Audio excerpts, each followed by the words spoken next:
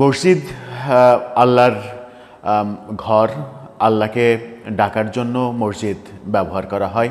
সেখানে মুসল্লিরা 5 ওয়াক্ত নামাজ পড়েন, জিকির আজগার করেন। এভাবেই মসজিদের ব্যবহার সর্বজন বিদিত। বহু আগ থেকে, সেই 1400 বছর আগ থেকে মসজিদের যে ব্যবহার, সেই ব্যবহার ঐতিহাসিকভাবে আমরা সেটাই জেনে আসছি।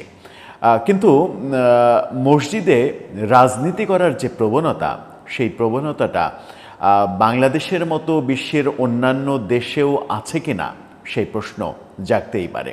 বাংলাদেশে যখন ধর্মভিত্তিক রাজনৈতিক দলগুলোর এক ধরনের সুবাতাস বইতে শুরু করে, মানে অনুকূল পরিবেশ তারা পায়, ঠিক সেই সময় মসজিদকে বেছে নেওয়ার চেষ্টা করে রাজনৈতিক কর্মকাণ্ড পরিচালনা করার জন্য। এর আগে বহু সময় দেখেছি আমরা যে মসজিদে ছাত্রভিত্তিক যে সংগঠন, রাজনৈতিক ইসলামী দল হিসেবে তারা পরিচিত, ছাত্রভিত্তিক ছাত্রকেন্দ্রিক যে সংগঠনগুলো, সেগুলো নানা অজুহাতে বয়ান, বিভিন্ন আলোচনা, কোরআনের আলোচনা, ইসলামের আলোচনা, এই নামে নানাভাবে মসজিদে রাজনীতি করার প্রবণতা তারা দেখিয়ে আসছিল। বিগত সময়ে আওয়ামী লীগের সময়ে বাতাসটা অনুকূলে না থাকায় এই কর্মকাণ্ডটা বাংলাদেশে দেখা যায়নি। আবারও সেই কর্মকাণ্ডটা দেখা গেছে বহুভাবে, বহু দিক থেকে আলোচনা শোনা যাচ্ছে এবং বহু খবর গণমাধ্যমে আসছে মসজিদে রাজনীতি করার খবর। এরই মাঝে সামাজিক যোগাযোগ মাধ্যমে বেশ কিছু ভিডিও ভাইরাল হতে দেখেছি বিভিন্ন সময়ে, যে মসজিদে ধর্মভিত্তিক রাজনৈতিক সংগঠনগুলো তাদের রাজনৈতিক আলাপ পরিচালনা করছে। সেই পরিচালনাতে স্থানীয় ধর্মপ্রাণ মুসল্লিরা বাধা দিচ্ছে, তাদেরকে বের করে দিচ্ছে, এরকম ঘটনাও আমরা দেখেছি। গতকালকেই ফেসবুকে দেখছিলাম যে মসজিদে এরকম অবস্থাও ঘটেছে যে একজন নারীকে মিম্বারের সামনে দাঁড় করিয়ে তাকে সম্বর্ধনা দেয়া হচ্ছে, তাকে বই উপহার দেওয়া হচ্ছে, এরকম ঘটনাও সামাজিক যোগাযোগ মাধ্যমে দেখা যাচ্ছে। তার মানে এরকম ঘটনাও ঘটছে বাংলাদেশে।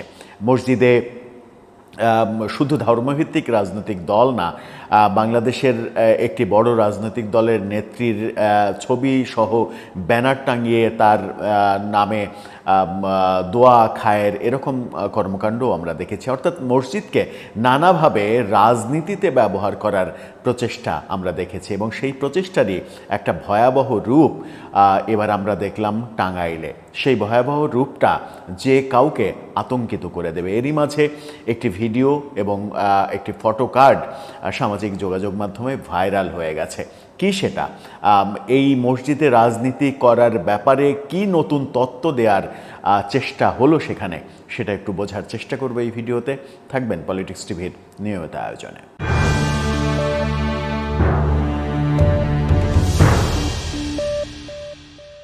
দর্শক, বলছিলাম মসজিদে রাজনীতির কথা।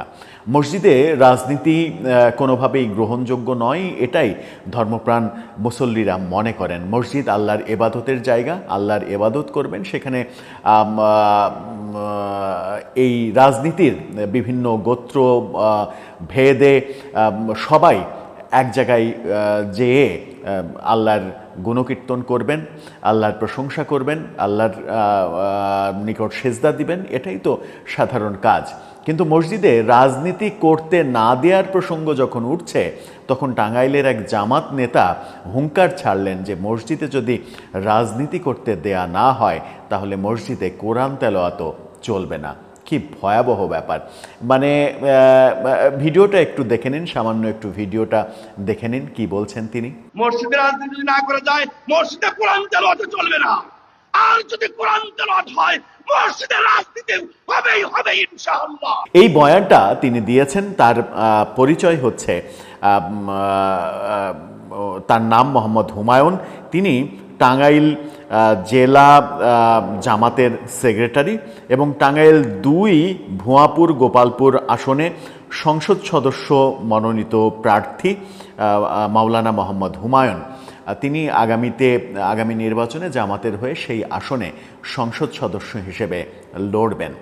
মজার ব্যাপার হচ্ছে যে ঢাকা মেল গত রাতে একটা নিউজ করেছিল। সেই নিউজটা নিউজের ফটোকার্ডটা আপনারা দেখে নিতে পারেন। নিউজের ফটোকার্ড এবং তার নিউজের প্রথম যে আউটলুকটা সেটা কেমন ছিল দুটোই দেখে নিতে পারেন। সেই নিউজটা সামাজিক যোগাযোগ মাধ্যমে দেখার পরে যখন এই ব্যাপারটা অথেন্টিক কিনা সেটা সার্চ করতে গেলাম আমরা, তখন দেখলাম যে ঢাকা মেলে এই ছবিটা দিয়েই নিউজ করা হয়েছে, কিন্তু এই যে এই প্রসঙ্গটা অর্থাৎ মসজিদে যদি রাজনীতি না করা যায় তাহলে কোরআন তেলাওয়াতও চলবে না, এই ভয়াবহ প্রসঙ্গটা সেই নিউজ থেকে গায়েব হয়ে গেছে। নিউজের শিরোনাম পরিবর্তন হয়ে গেছে এবং নিউজ থেকে এই প্রসঙ্গটা বাদ দেওয়া হয়েছে। স্বাভাবিকভাবেই ধরে নেওয়া যায় যে হয়তো রাজনৈতিক চাপেই ঢাকা মেল এই নিউজটা পরবর্তীতে ডিলিট করে দিয়েছে, অর্থাৎ নিউজের শিরোনামটা চেঞ্জ করে দিয়েছে এবং নিউজের ভেতরে এই অংশটা তারা ফেলে দিয়েছে। তিনি অন্যান্য যা বিষয়ে কথা বলেছেন সেই ব্যাপারটা তারা তুলে নিয়েছে। কিন্তু আজকে যখন আমরা দেখলাম যে বিভিন্ন গণমাধ্যম যখন এই খবরটা দিচ্ছে, কালের কণ্ঠ, দেশ টিভি সহ বিভিন্ন গণমাধ্যম যখন ভিডিও চিত্রটা তাদের নিউজে নিয়ে এসেছে, ভিডিও চিত্রটা যখন সামনে এসেছে তখন এটা একেবারে ভাইরাল হয়ে গেছে। এই যে অধ্যত্ব দেখালেন মানে স্থানীয় জামাত নেতা, যার মানে ভিডিওটা না থাকলে হয়তো অস্বীকার করার ব্যাপার থাকতো, তিনি অস্বীকার করতেন, কিন্তু ভিডিও ছড়িয়ে পড়ার পরে তো আর অস্বীকার করার ব্যাপার থাকার কথা নয়। যে কাণ্ডটা তিনি করলেন যে মসজিদে যদি রাজনীতি করতে দেয়া না হয় তাহলে কোরআন তেলাওয়াত চলবে না, এটা কি ধর্ম অবমাননা হলো না? এটা কি চরম ধর্ম অবমাননা হলো না? এর চাইতে ধর্ম অবমাননা কি কিছু হতে পারে? বাংলাদেশে ধর্ম অবমাননার কেসে অনেককে ফাঁসাতে দেখা যায়। সামান্য একটা ফেসবুকে কি লিখেছে না লিখেছে অভিযোগের ভিত্তিতে পুরো গ্রাম জ্বালিয়ে পুড়িয়ে দেওয়ার ঘটনা, পাগলের আস্তানা ভাঙচুর, আস্তানা হামলা, সেখানে কবর থেকে লাশ তুলে সেই লাশ পুড়িয়ে দেওয়ার ঘটনাও এই দেশে যখন আমরা দেখছি, তখন রাজনীতির শক্তি যাদের রয়েছে তারা যা ইচ্ছা তাই বলে যাচ্ছেন, কিন্তু এই ব্যাপারে কোনো কিছু হচ্ছে না। এই যে 24 ঘন্টা হতে চললো এই ঘটনাটা, এই 24 ঘন্টার মধ্যে রাজনৈতিকভাবে জামাত ইসলামের অবস্থান এখন পর্যন্ত পরিষ্কার করা হয়নি। তাকে দল থেকে বহিষ্কার করা কিংবা তাকে শাস্তির আওতায় আনা কিংবা এই মন্তব্যের জন্য তাকে গ্রেপ্তার করা, এই ধরনের কোনো ব্যাপার আমরা দেখিনি। তাহলে কি মানে আমরা এটাই বলে নেব যে আগের সরকারগুলোকে আমরা যেভাবে অভিযোগ করেছি যে তারা মানে তাদের ইচ্ছা মতো শক্তি প্রদর্শন করেছে, তারা ক্ষমতাসীন বলেই ক্ষমতার মানে আগুনে সব কিছুকে পুড়িয়ে দেওয়ার চেষ্টা করেছে, এখন যারা ক্ষমতাবান, যারা নিজেদেরকে ক্ষমতাবান মনে করছে এবং সরকারের খুব কাছাকাছি মনে করছে, তারাও যা ইচ্ছা সেই কথা বলে ধর্ম অবমাননা করলেও তাদের বিরুদ্ধে কোনো ধরনের কোনো ব্যবস্থা নেওয়া হবে না। সেটাই কি প্রমাণ হয়ে যাচ্ছে, কিংবা সেটা প্রমাণ করার জন্যই কি সবাই উঠে পড়ে লেগেছে? ব্যাপারটা কি সেদিকেই যাবে? আমার মনে হয় যে এই ব্যাপারটার যথাযথ বিহিত করা উচিত এবং এই ধরনের কথা মানে রীতিমতো কি বলা যায়, এটা ভাষায় বর্ণনা করার মতো নয় আসলে। এই কাজগুলো যারা করছেন মানে এবং যারা করতে দিচ্ছেন, এই দুই পক্ষের জন্যই আসলে মায়া হয় যে কি আজব একটা দেশে আমরা বসবাস করছি, যেখানে ধর্মীয় উপাসনালয়ও রক্ষা পাচ্ছে না রাজনীতির বাজে চর্চা থেকে এবং রাজনৈতিক হুঙ্কার থেকে। মসজিদে রাজনীতি করতে না দিলে মসজিদে কোরআন তেলাওয়াতও করতে দেয়া হবে না, এই কথা বলার পরে তিনি যদি জামাত নেতা না হতেন, তিনি যদি সাধারণ একজন মানুষ হতেন, তাহলে তার কি অবস্থা হতো সেটা কল্পনা করলেও গা শিউরে ওঠে, রোম শিউরে ওঠে। দর্শক, এ ব্যাপারে আপনার মন্তব্য জানিয়ে লিখতে পারেন আমাদের কমেন্ট বক্সে।